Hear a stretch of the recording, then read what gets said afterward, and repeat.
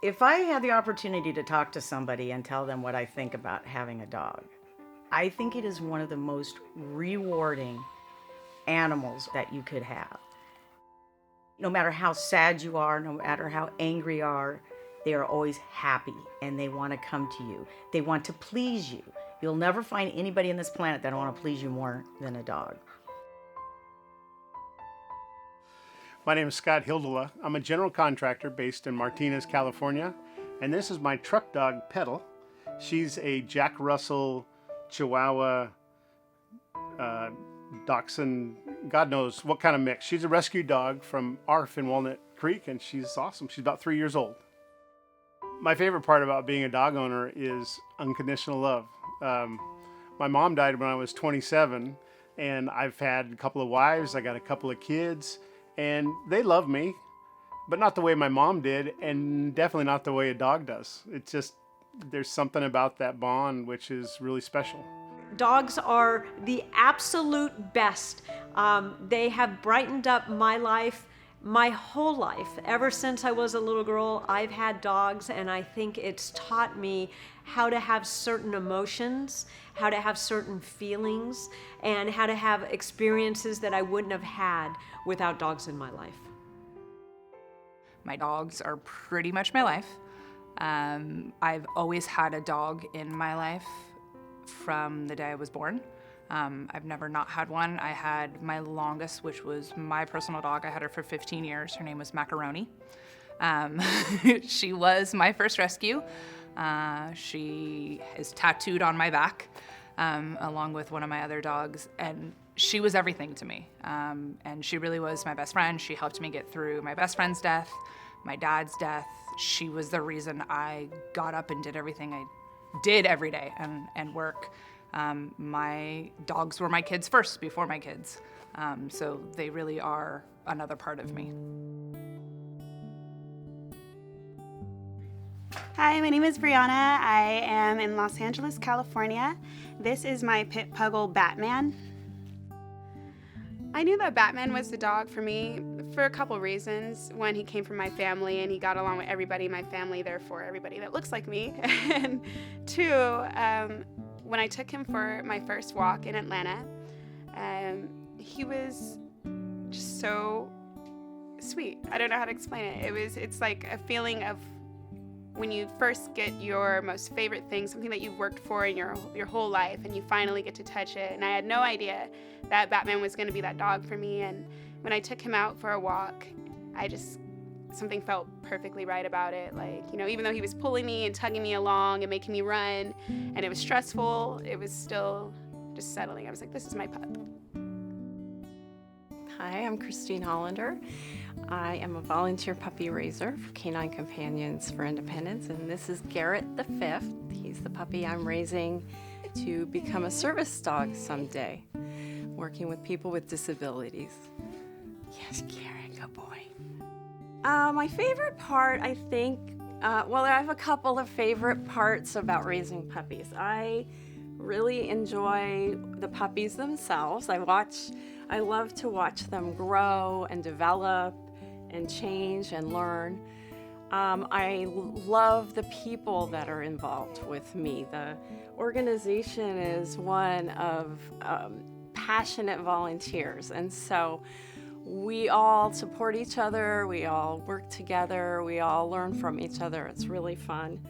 And finally, I love the graduates who are matched with the dogs, because then I can see the change in their lives because of these pups. And it's sort of a full circle thing. So it's not one thing that I love about it. It's many things. Hi, my name is Kim Wagner. I am with the Rescue Aussies Pound Puppies here at CCAS, Contra Costa Animal Services in Martinez. I hear a pig behind me, aka Mama Meatball. Hi, neat girl. You wanna say hi? Oh God, I picked up a dog on the side of the road. As a matter of fact, I know when I started. I was driving down a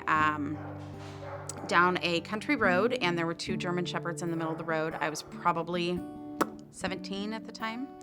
picked him up and brought him home, and my dad bowed through a fit, and I ended up taking him back to the owners the next day, but that kind of started my passion in helping rescue animals.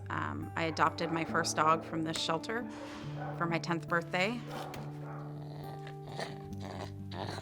Well, I think my favorite part about being a dog owner is that it's just somebody to love. I actually get emotional when I say that.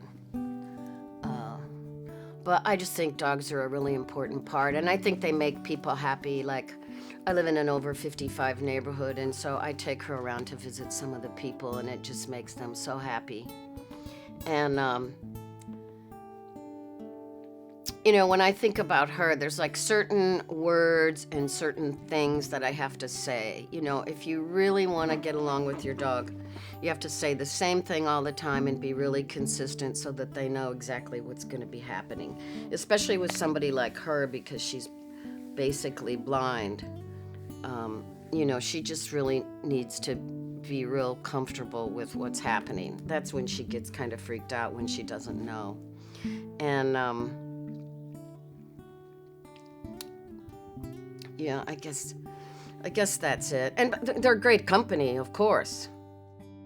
And just somebody to love. Yeah. Well, the home is never quiet. There's always some action going on. And they just look after us.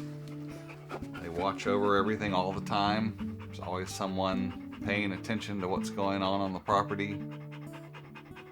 Yeah, in fact, our last dog that just passed away, which is the reason we got Annie, she actually watched him when he would stop breathing at night. She would come in and wake him up. You know, she really kept an eye on us, and if we were upset, she knew it, and she would come and she would nurture you and comfort you. And in fact, she was the one who would put us all to bed at night if we fell asleep on the couch, because she would get us all up and go, okay, enough is enough, time to go to bed.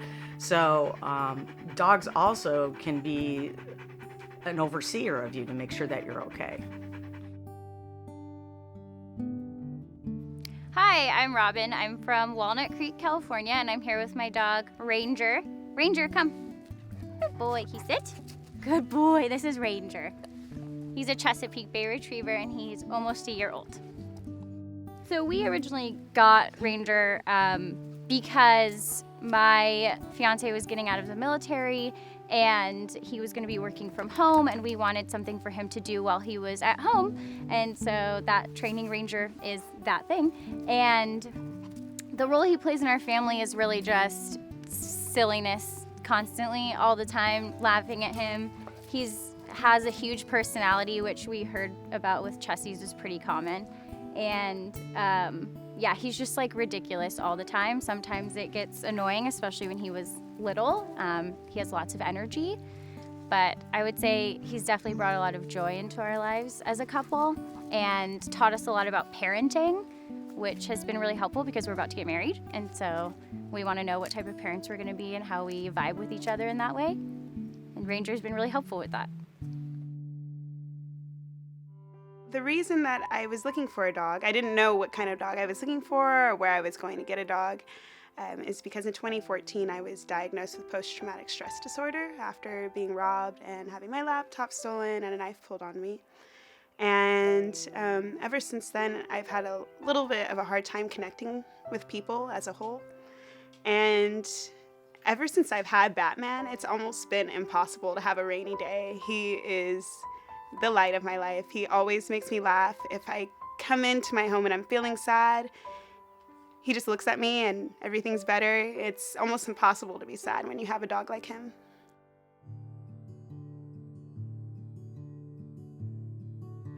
So I have two dogs. I have Truly, who's a Dalmatian, and I have Nacho, who's a Chihuahua.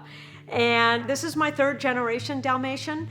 I myself am a very active person. I like running and walking and doing a lot of hiking and things outdoors, so a Dalmatian was perfect for me. And a neighbor had some puppies, and I thought they were adorably cute. And I've never really owned a small dog, so about 13 years ago, I adopted my Chihuahua. and he's just full of spunk and energy, and he's really quite a little character. So he's been a lot of fun as well. Do I prefer a small dog over a big dog? I miss Wally. He was awesome having a 95-pound lab who had a big concrete head and just a mellow disposition. However, he, like a lot of dogs that came out of a puppy mill, he was another stray I picked up. He had hip dysplasia really badly, and I had to lift him in and out of the pickup truck, and that was tough on my back. I mean, I'm a big guy. I'm 230 pounds. I'm pretty strong, but lifting 95 pounds in and out of a truck was really bugging me. Plus, I have a 50-foot yacht in Sausalito. It's tied up about 15 minutes from the Golden Gate Bridge, and the finger where the boat's tied up is almost, the ladder that goes up and down to the boat is almost vertical at a low tide. And so I used to grab this big 95-pound brute of a dog and bear hug him. I'd put his paws on my shoulders and I'd bear hug him, and then I would walk up and down this ladder to get him to and from the boat. So a couple of years of that made me think a little dog might be all right. And you see this, Wally was a little tough to have in my lap, and she's just a little sweetheart who cuddles up on my lap and doesn't take a lot of room, and sleeps in our bed actually, which is mostly a good thing. When I was growing up, I was raised with German Shepherds, and I just think I have an affection for big dogs. They're loyal. They never, it's that unconditional love. So it just seemed like a great fit. I was brought up with a big dog also, and it just seemed very natural that when you have two big dog people that are married, they're going to have big dogs. And for me, the bigger the better. I chose big dogs over small dogs because they're just better. They're cool. The big dogs, I just feel, give you a lot of love. They aren't as afraid normally as like little dogs, or they're shaky and they're little and they nip and they bite. They're just very relaxed with themselves, and I've always loved very big dogs. These are actually smallest dogs I've ever owned. Usually they're at least 120 plus pounds. I just love that you can cuddle with them, you can play with them, you can wrestle with them. There's a lot of things that you can do with them. And they're good guardians. Very good guardians. Your house is pretty safe. When I relocated from Southern California up here and brought my dogs, my house actually got robbed when I was gone. And I had lived there 20-something years and never had to lock a door or a window. So yeah, they keep people away. You think of a retriever as a dog that retrieves. She doesn't retrieve. You just throw the ball and it stays there. You then think of retrievers as dogs that like to swim. Everybody will go in the swimming pool, cannot get her in the swimming pool. Yeah, she does get exercise though. She runs around the pool barking at us, which is pretty hysterical. He, on the other hand, retrieves. And he will retrieve animals and then come into the house with his mouth closed. And you have to look and kind of pry it open and say, what do you have in there? And we have found any number of animals that he was able to retrieve into the house. And then he'll put it down on the ground, and it's like, look at me. Yeah. Look at what I was able to catch. Look, I brought it back. Aren't you proud? Moles, birds, other animals.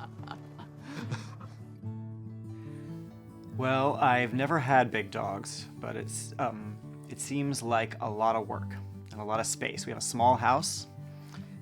When I met my husband, there were 3 of these little schnauzers jumping around in his house, and I was completely overwhelmed and confused because I grew up with cats. But then I became their stepdaddy, and I fell in love. And then they all got old and died over a period of many years. And we were gonna get a mutt because we thought it might be healthier, but we met Louie and we thought he was a mutt, and then it turns out he was a miniature schnauzer. So it's our fate to have miniature schnauzers. I would tell people, well, obviously if you like to be outdoors and like to run and hike, get a dog that likes to do that stuff, because you're not going to get like a tiny dog to like go on a 5-mile hike with you. Maybe you could, I don't know, but that's not my impression. I think if you're gonna get a big dog, be careful about getting it in an apartment. We have an apartment, and with him, it's just a lot of people in one area. We definitely don't want to get another big dog until we have a house. I would tell people, yeah, I mean, go meet the dogs and see what their personality is like. You know, sit with them. Do they, if you like to be chill and watch TV, do they sit next to you quietly, or do they want attention? You know, I would say definitely go meet them and see what they're like. If someone were trying to find a dog, I would probably ask a few questions about lifestyle, because I think there is so much variety out there. If someone is a high energy person and they're hiking and they're out all the time, there are tons of breeds, obviously, that enjoy and require a lot of exercise. And there are other breeds that are a little more sedentary, maybe are just comfortable being couch potatoes. So I think that's one thing. I think another thing, it's really critical that dog owners appreciate how much time they have to spend with a dog. You know, is the dog going to be set up in the house for 12 hours a day? That's tough. And as far as the training, find a professional. And I think dog training is not so much training the dogs, it's training the human to work with the dog and be consistent with the dog. My name's Chris Durant. I'm the founder of Fearless Pet in Martinez, California. My dog is the reason for this whole company. He's a Manchester Terrier mix. He's 15 and a half, and he was really naughty and reactive and a little bit aggressive, actually. People would come in my house, he would charge them, he would nip them, and I taught him to actually enjoy people coming in. Actually threw him a birthday party with little dog friends, and at one point he wouldn't even be near another dog, but now he's a totally different animal. It's fabulous. I'm Dan Dagg, a Bay Area dog trainer and behaviorist, and I've been doing this professionally full-time for over 20 years. And what I do is I go to people's homes and educate them about what's going on inside a dog's head, so they're conscious of what's going on and they know how to deal with it. So I always like to tell people that, you know, when they have a dog, they basically have a homeschooled child. They aren't just the parent, they're also the teacher, right? So the parent would be more responsible as far as, you know, teaching the child manners and etiquette. All the studies will say a dog's mind is like a 3-year-old child. Then you got the wolf that they came from in there too. So where I always start is dog psychology, which is just like child psychology in a primal fashion. He definitely is my son. I call him my son all the time. And Batman, stop eating the cat food, please. You know, it's like a kid in the sense that you constantly have to watch them. You have to take them out to poop. Like with cats, they kind of do their own thing. It's kind of like you're being born with a teenager, kind of. Whereas with a puppy or a dog, it's like you have to take them out, make sure they poop. They whine when you walk away for 4 minutes. It's definitely a less traumatizing version of a child. Well, certainly training, the younger the better, I think is really important.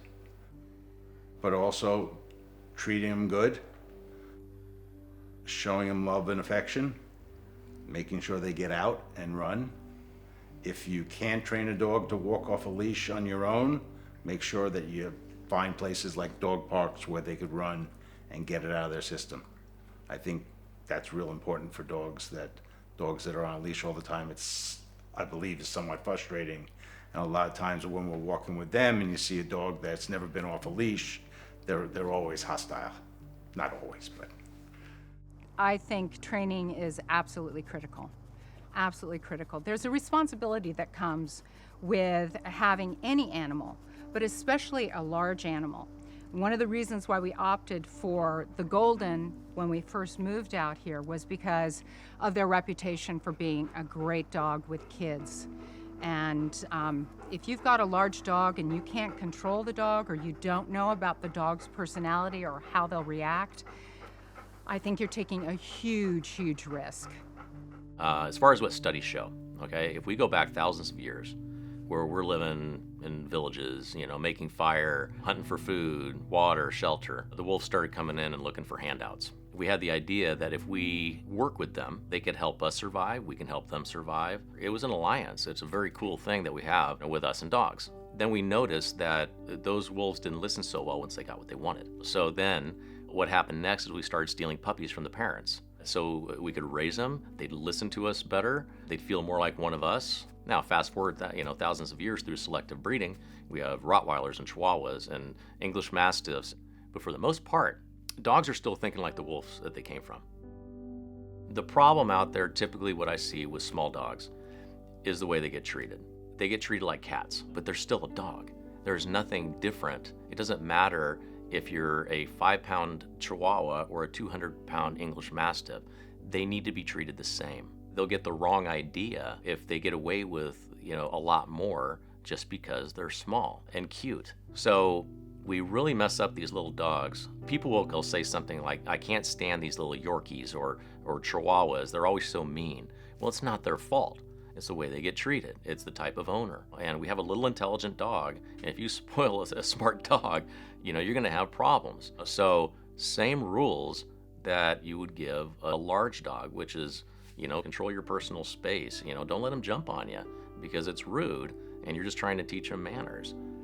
So treat a small dog just like a big dog and you'll be fine. We learned that we needed to be crisper in our instructions, more direct, less chatty, less talky. If we wanted something, say it directly, and then repeat it. Yeah. And you only give a treat when they're 100%. You don't give a treat when it's 90% or 85%. Yeah. And whatever command you choose to use, the command has to be the same command all the time. So we've applied that to the kids as well. It doesn't work so well with them, though. Petal is my third truck dog. I've had 4 dogs since I got into construction.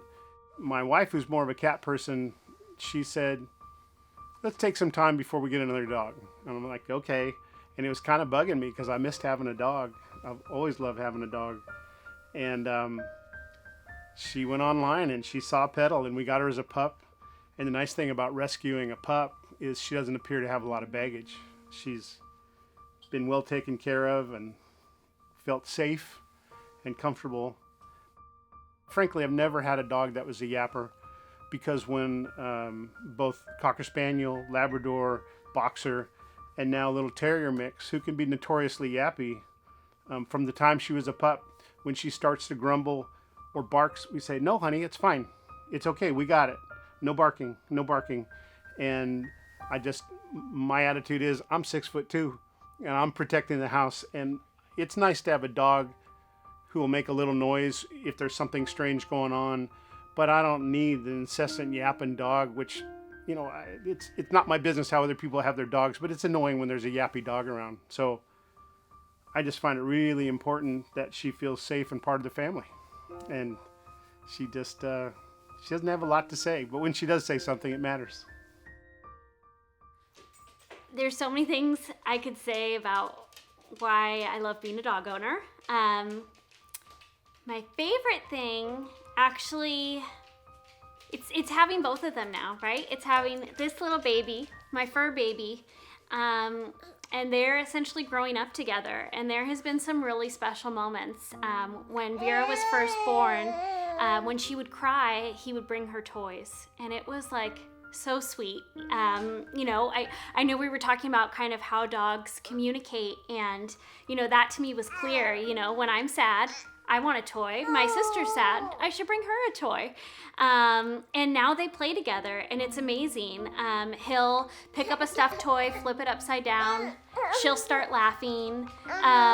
She'll take the toy from him. When she has mealtime, she'll do a Cheerio for her, a Cheerio for Ace. And watching them have this special relationship has just been, I know, watching them have this special relationship has been amazing to watch. It's incredible. They really do love each other.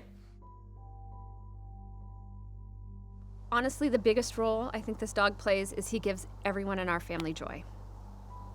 Absolutely everyone in our family loves this dog. And I thought that it would wear off with my kids, after we had him for a little while. Like, we just crack up over this dog, Like my oldest and I are always telling each other, come come see what Finley's doing. Oh my gosh, look at Finley, you know.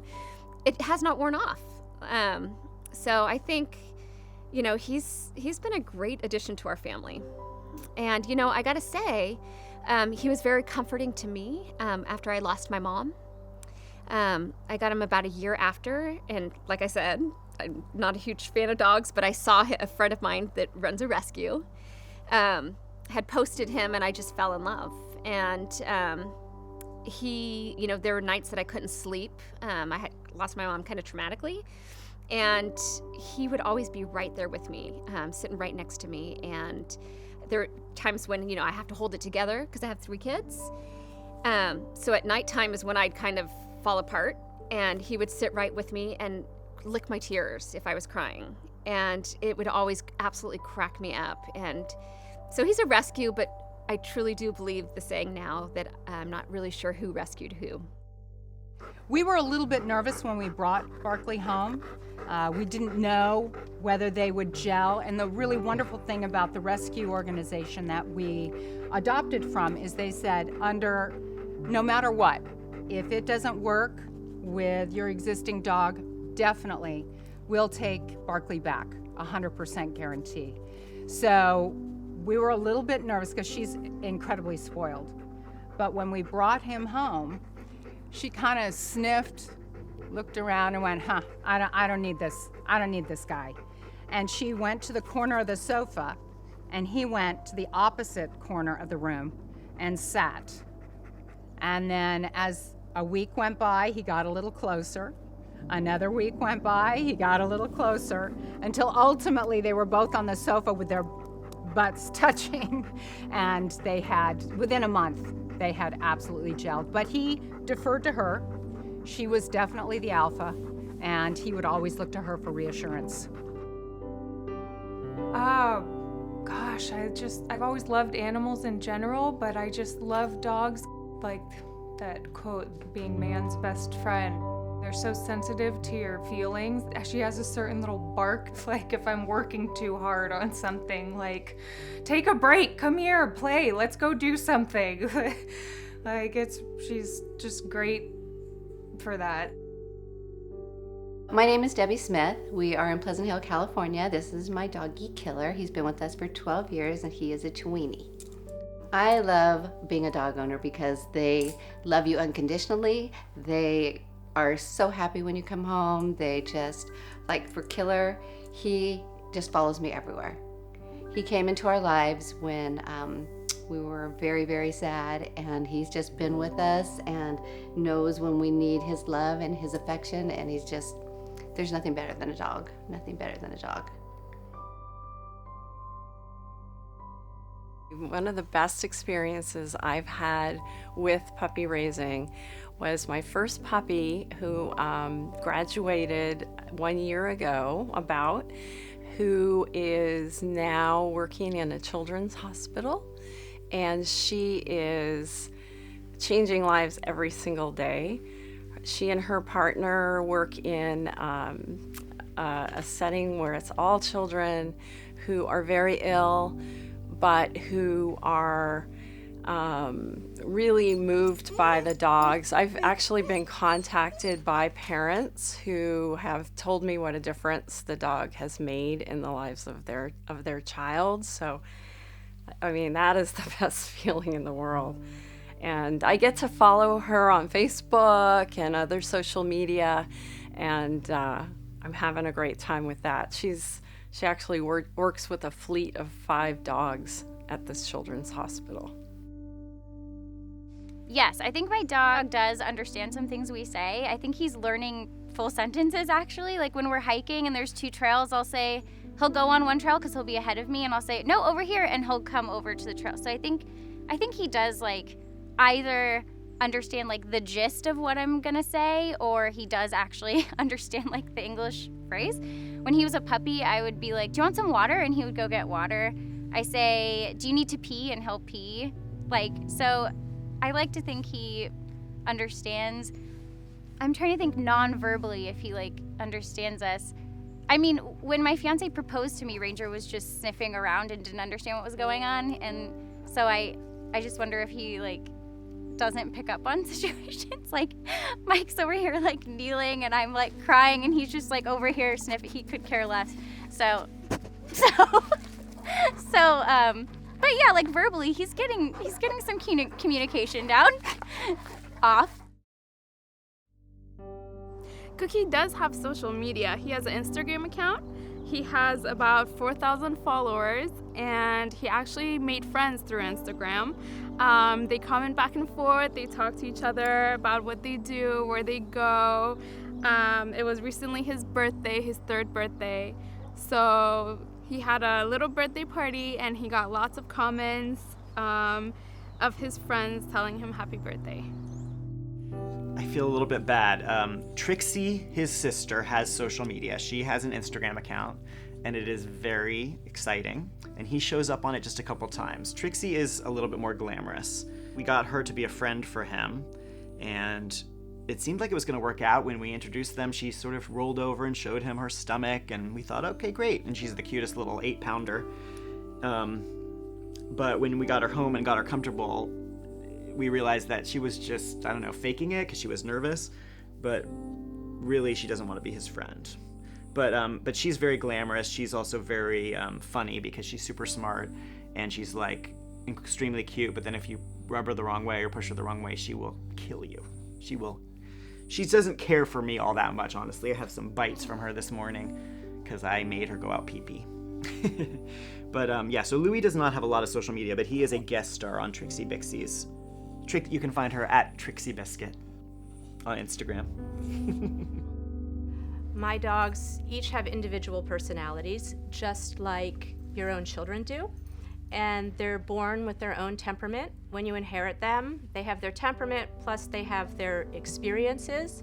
So for instance, Cosmo, he was 6 months old when we got him, and he had a lot of issues from being a city dog, and his owner had never had a dog before, and she picked him up and carried him all the time, so he didn't know how to deal with a lot of things in life. And Roxy is a very bold dog. Nikki is just sweet and mellow. So just like children, the way you train them and deal with them has to be about their psychology and the psychology of the breed. We get them all kinds of chew toys, but they ignore them. I know, sweetheart.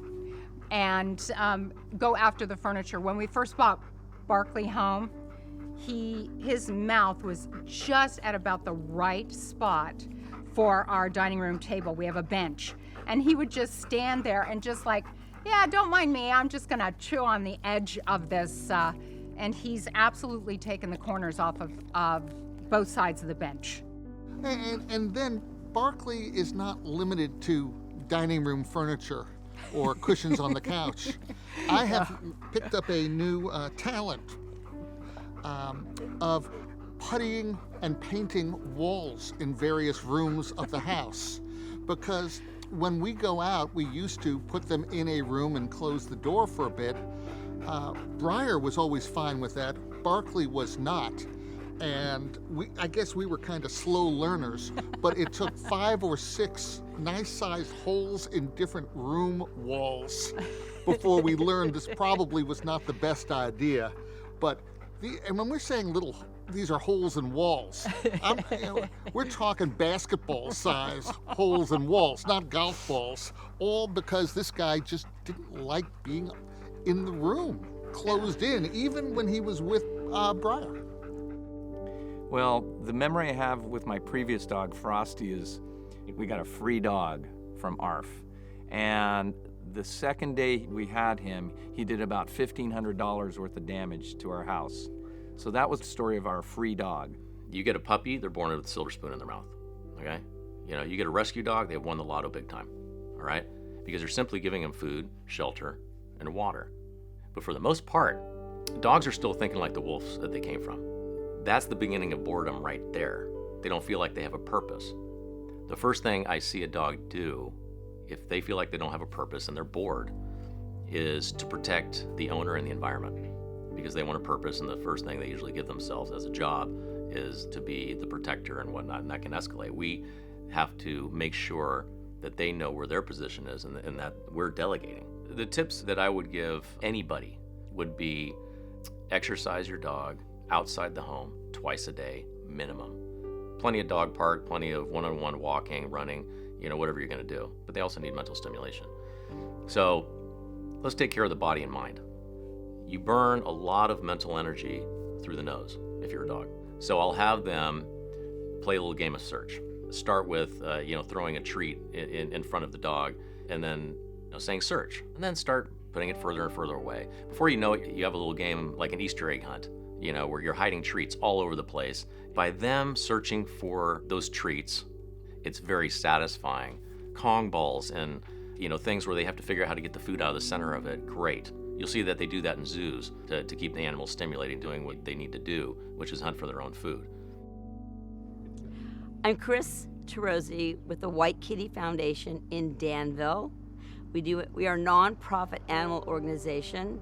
We were an animal rescue organization that placed dogs and cats in homes, and we now are just a sanctuary for older animals and animals with health conditions.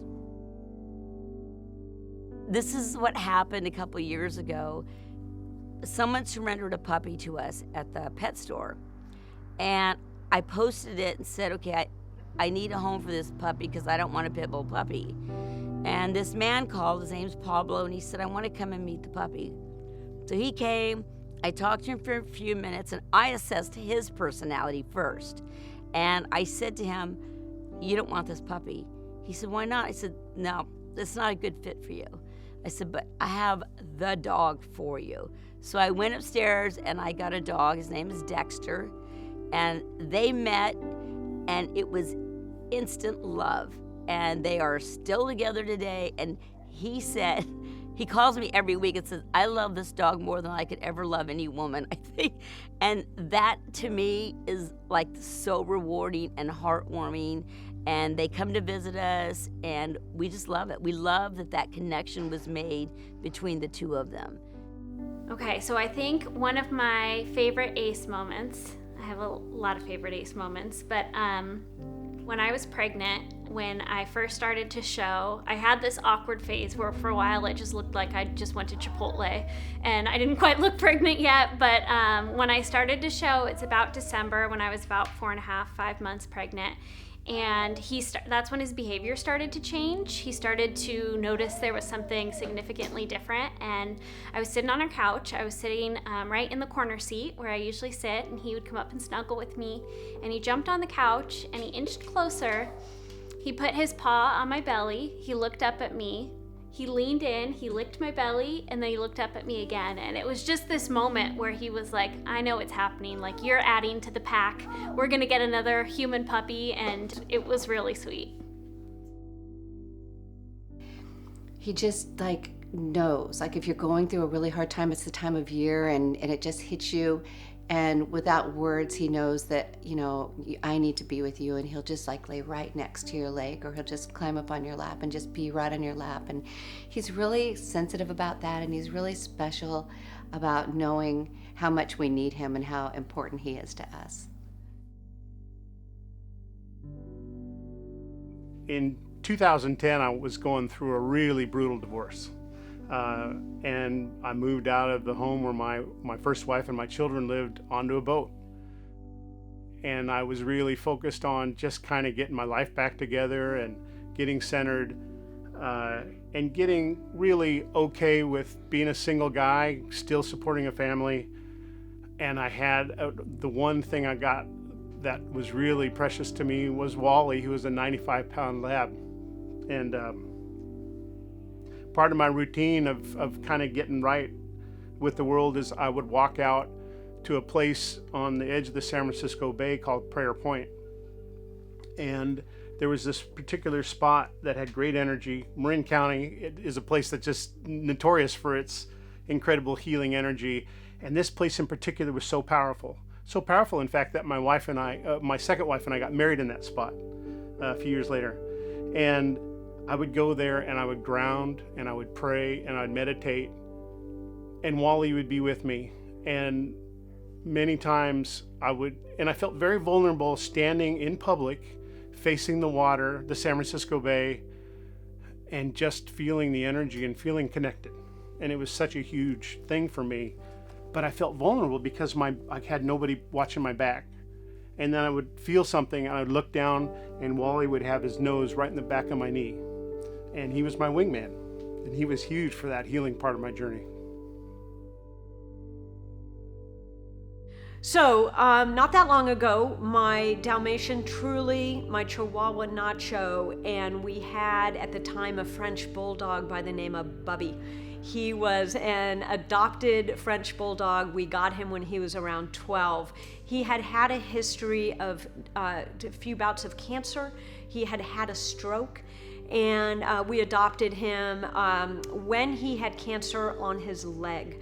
So he came to us with stage 4 cancer. And we took him in, we got him treatment, and he was with us for 2 years. During that 2 years, Truly and Bubby and Nacho were the 3 musketeers. They were the absolute best of friends.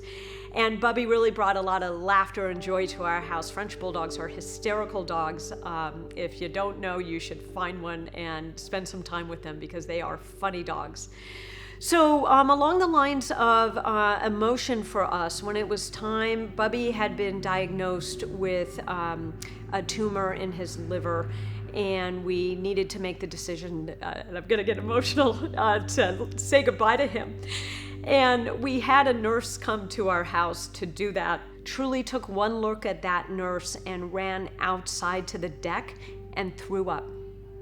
So I think Truly knew exactly what was about to happen. And then we all convened in the den and said our goodbyes to Bubby. And it was as sad as it was, and it brings back memories of missing him. But it was also a really beautiful moment because the family was together. We all knew what was going on. And we spent a considerable amount of precious time, about 45 minutes afterwards, just being with Bubby. And the whole family was together doing it, which I think is an important passage. I think when a dog in the family does pass, it's really vital to have other family members there in that passing time so they understand what happened to their best friend. Hi, I'm Tom Bell, and I want you to introduce you to my 2 dogs. Louie, come here, son. This is Louie the puppy, and his big brother, Milo, and today's Milo's birthday. He's 5 years old today. He was a rescue dog from an organization from Texas. They flew him into the airport. I was supposed to pick him up at like 12:30, and it was supposed to be at Terminal 4 in San Francisco Airport. And I had in my mind that there was no Terminal 4, but I just went anyway, and sure as shooting, there's only 3 terminals. So now it's a half hour before pickup time, and I'm kind of panicking. And I kept calling the organization. Nobody's answering me. No one at the airport could answer a question like, of course, they don't know how to answer, where is Terminal 4? So I don't know where I'm going, so I'm asking, where do you find the dogs? And most people just look at me and just go, I don't know. So, needless to say, long time passes due time. We finally figured it all out. It was off the airport site. I get there. The flight was delayed by a couple of hours. Everything's cool. I take a couple hours and kill it, come back. Nobody remembers me. I was just there 2 hours ago, and asking, anybody see my dog? Anybody my dog? And this gentleman at the other counter says, dog died.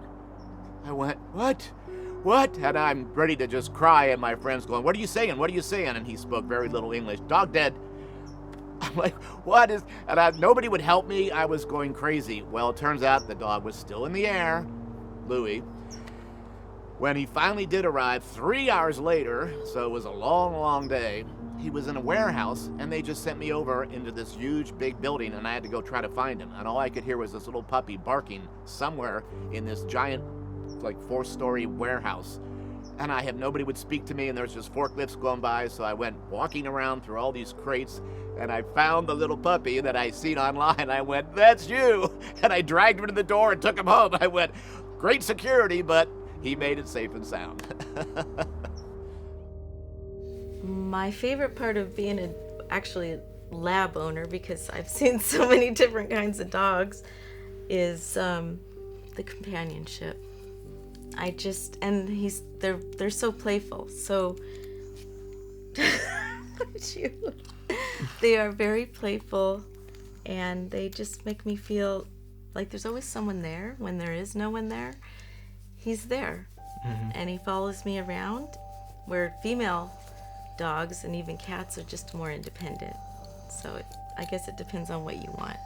And I knew I wanted a dog that clings to me. That's exactly the way it is.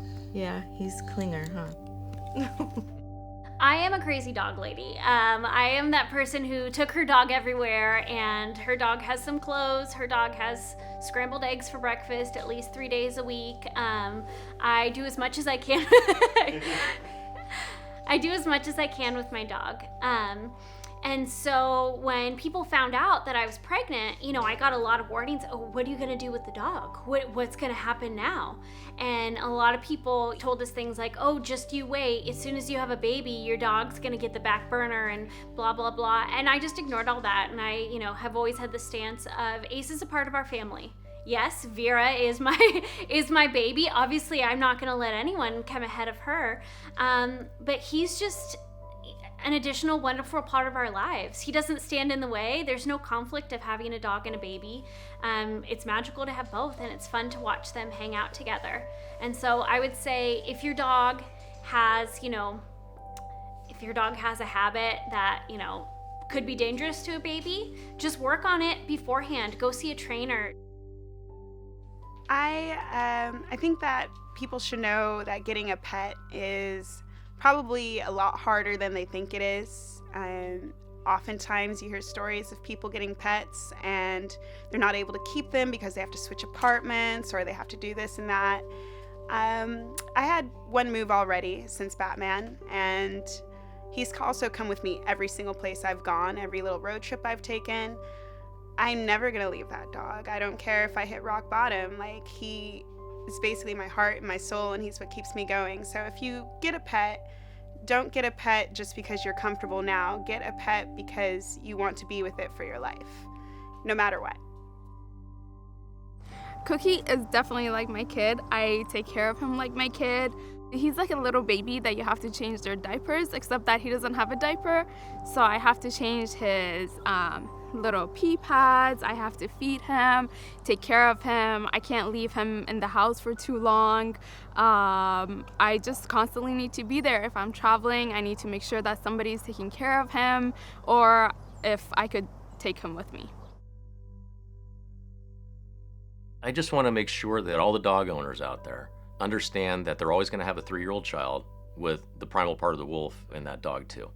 It seems to be a big problem out there. People not understanding that, you know, when you have a dog, you have a responsibility. A dog needs consistency and repetition.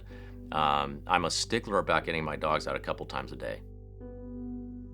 Again, it comes down to what Phil said. You have to find the dog that fits within your family.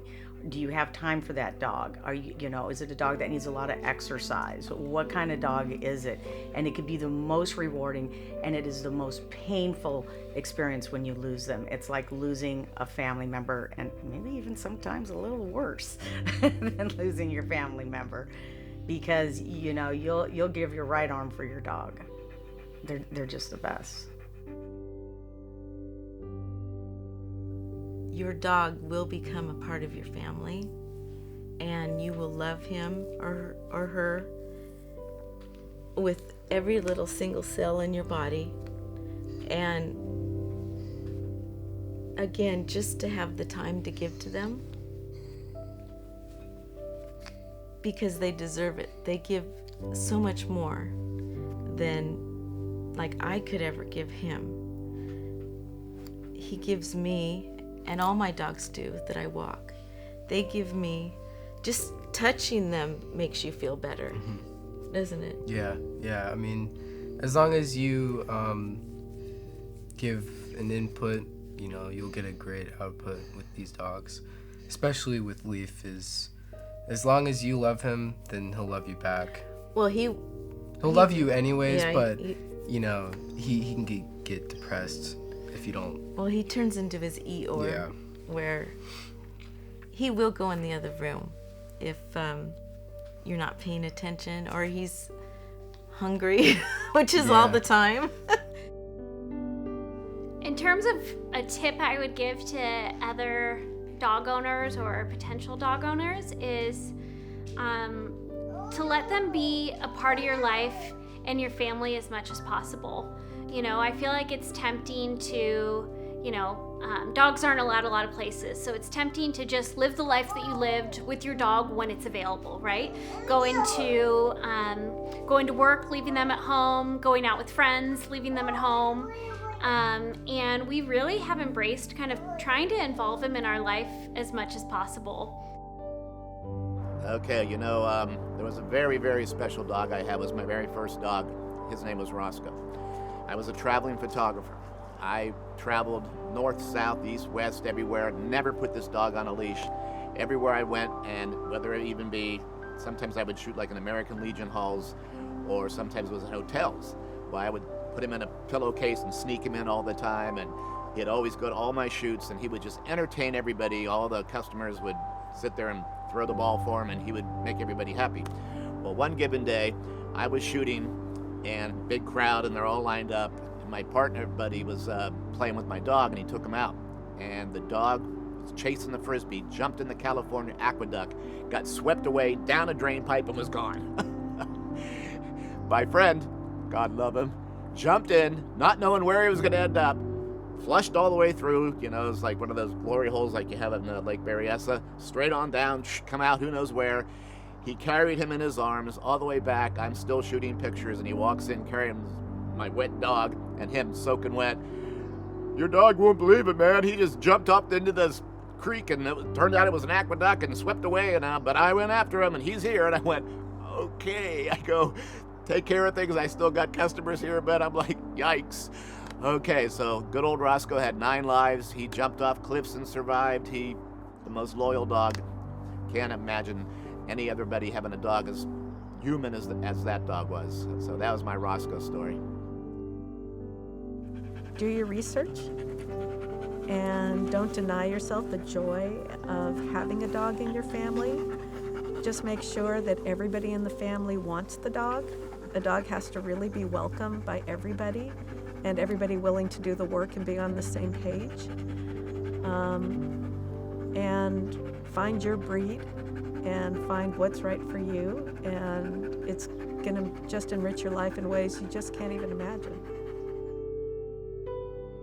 Probably the best thing that's ever happened for us. I feel like we've had our lives, my fiance and I, our lives have been really up and down, growing up, and he was in the military, and we lasted through that and all these things that we've done together. And I was in grad school, and he's about to go to grad school, and having a dog has really been like the one thing that's been consistent in our lives and like stays consistent with us. And that has been awesome, because like we know we're gonna get up and Ranger's gonna be there, and we're gonna go for a walk, and we're gonna do all these things, and like even on hard days, it's like he's still there, and he's still licking us and loving on us, and that's been the best part about having a dog. I highly recommend that everybody has a pet, whether it's a cat, whether it's a dog, whether it's whatever you want it to be, because it's really important for somebody to be able to experience that connection.